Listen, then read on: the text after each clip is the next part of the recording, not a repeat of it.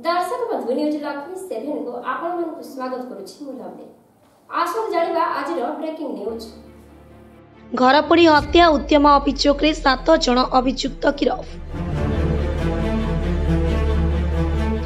23/2/24 तारिख राति प्राय 5टा समय मार्साखाई थाना अंतर्गत बेरुहा ग्रामर सुखदेव शरण सिंह को घरे दुर्बृत्त माने पेट्रोल ढाली निया लगे हत्या करने को उद्यम एवं धमक करथिले, किंतु सठिक समय सुखदेव को निंद भांगी से हठात उठी पड़ी भय चित्कार करथिले।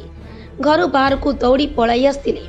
सुखदेव सिंह को 2 बखरा घर सहित आश्रय पत्र मध्य जली पाउंस हो जाइछि।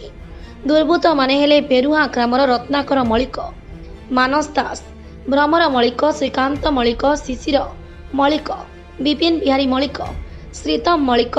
पूर्व शत्रुता को केंद्र करी तुमुल कांड दुर्बृत्त माने भियाइछंती। घटनास्थल में अग्निशम कर्मचारी पहुंची निया को आयत्त करथिले। एने मार्साखाई थाना रे अभियोग हेबा परे मार्साखाई थाना अधिकारिणी प्रज्ञा परिमिता जेना तुरंत एक टीम गठन करी तदंत करिया पई एसआई रामचंद्र दास को निर्देश देथिले।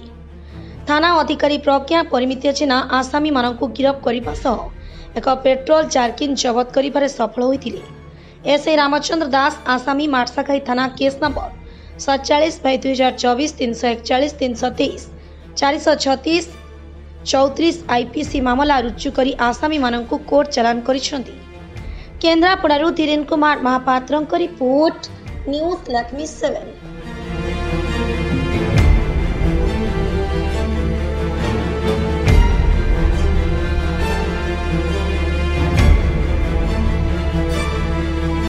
दर्शक बंधु जदि आपण मन को आज वीडियो भल लगे वीडियो को लाइक कमेंट शेयर करी आम चैनल को सब्सक्राइब करी पाखर थिबा बेल घंटी बजाइबा को जमारे भी भूलिबेनी। एमिति देश दुनियार भल भल खबर जानिबा पई आम सह जोड़ी होई रहंतु। आपण माने देखुछंती न्यूज लक्ष्मी 7 रहउची। नमस्कार।